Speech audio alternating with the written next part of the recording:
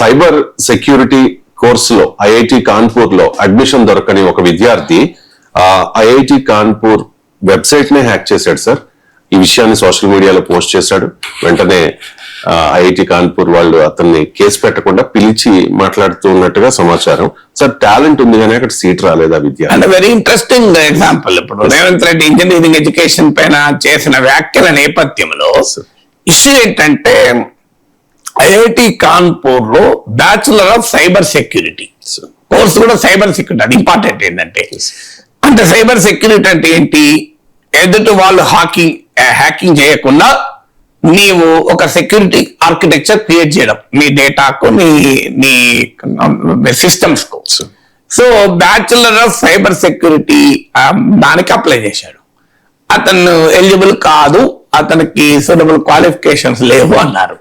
So అతను ఏం చేశాడు, ఐఐటి కాన్పూర్, ఐఐటి చెన్నై రెండు వెబ్సైట్లను హ్యాక్ చేశాడు. మామూలు హ్యాక్ కాదు, రెండింటిని హ్యాక్ చేసి పోస్ట్ చేశాడు. నా ఉద్దేశం వీటిని డ్యామేజ్ చేయడం కాదు, నా ఉద్దేశం నాకు ఇప్పటికైనా నాకు ఒక అవకాశం ఇస్తారేమో చదువుకోవటానికి అని పెట్టారు. సాధారణంగా అయితే హ్యాకింగ్ ఎథికల్ హ్యాకింగ్ ఉంటుంది, ఇది ఎథికల్ హ్యాకింగ్ కిందకి రాదు కదా. నీవు ఇతరుల వెబ్సైట్లను హ్యాకింగ్ చేశావంటే హ్యాకింగ్ అంటేనే నెగిటివ్ కాదు, హ్యాకింగ్ ఎథికల్ హ్యాకింగ్ అని ఉంటుంది. ఎథికల్ హ్యాకింగ్ అంటే మీకు ఆ సైబర్ సెక్యూరిటీలో ఉండే లోపాలని ఐడెంటిఫై చేయడానికి కూడా హ్యాకింగ్ చేస్తారు. కానీ ఇది ఇతరుల థర్డ్ పార్టీ వెబ్సైట్ కదా, నీది కాదు కదా. నీ వెబ్సైట్ కాందాన్ని నువ్వు సైబర్ సెక్యూరిటీ బ్రీచ్ చేసావంటే డేటా థెఫ్ట్ కిందకి వస్తుంది, క్రిమినల్ కేసు యాక్చువల్ గా. కానీ ఐఐటి చాలా క్రియేటివ్ గా స్పందించింది, అది అప్రిషియబుల్ అంటే. సో క్రియేటివ్ గా స్పందించి ఆ యూత్, ఆ బిడ్డ క్రియేటివిటీని, టాలెంట్ ను గుర్తించింది. కేసు పెట్టకుండా, ఎందుకంటే intention is not criminal. Intention వాటికి ఏదో నష్టం చేద్దామని కాదు.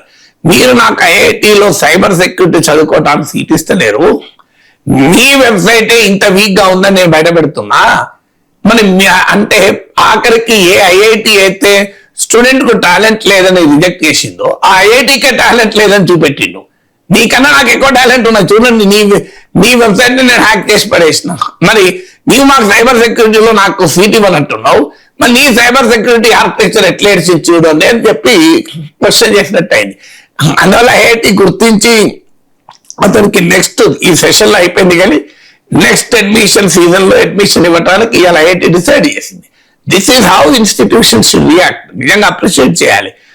మీకు అందుకే మనం చాలా మంది ఉంటాను చూడండి. ఇప్పుడు మార్క్ జక్కర్బర్గ్ ఇదే కాలేజ్ డ్రాప్ అవుట్ అయ్యి ఇలా ఫేస్బుక్ నిర్మించారు.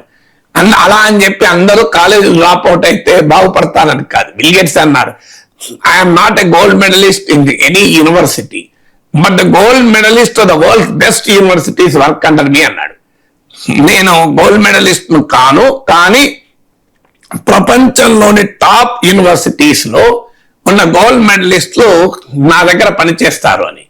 అంటే మన చదువుకు, నైపుణ్యానికి, చదువుకు, జ్ఞానానికి మధ్య ఒక మేజర్ గ్యాప్ ఎక్కడో కనబడుతుంది. అంటే నాలెడ్జ్ అండ్ స్కిల్ కు మీ educational degree, educational performance, examination performance మధ్య అనూహ్యమైన గ్యాప్ ఉంది.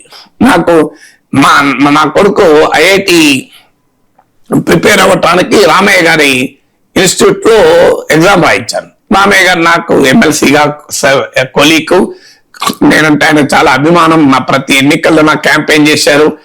రామయ్య గారికి నాకు నా అనుబంధం వల్ల అందరూ ఏమనుకున్నారంటే మా వాడికి ఏముంది సీట్ ఇచ్చేస్తారు అనుకున్నారు. కానీ రామయ్య సార్ చంద్రబాబు నాయుడే చెప్పాడు ఒకసారి, అసలు నేను అడిగితే కూడా ఇవ్వలేదు రామయ్య గారు అని చెప్పి. సో రామయ్య గారి దగ్గరికి పట్టుకెళ్ళాను. మా వాడు రాసిన ఎగ్జామ్ పేపర్ తీసి చూడు నాన్న, నాగేశ్వర్ నాకు కొడుకు లాంటి వాడు, నువ్వు మనమల్ లాంటివి, నీకు సీట్ ఇవ్వడానికి నాకే అభ్యంతరం. సీటు కాదు, నా ఇంట్లో కూర్చుండబెట్టి నీ చదువు చెప్తా, కానీ నీ performance up to the mark లేదు గనక నీకు ఇవ్వలేని సీటు అన్నాడు. సో ఐఐటి కోచింగ్ కు రాలే సీటు, ఐఐటిలో సీట్ రాలే. ఇవాళ మావాడు గూగుల్లో పనిచేస్తూ నాకు చెప్తున్నాడు, నానా ఆ రోజు నాకు ఐఐటి సీట్ రాలేదు, కానీ నా దగ్గర ఐఐటీస్ పనిచేస్తున్నారు.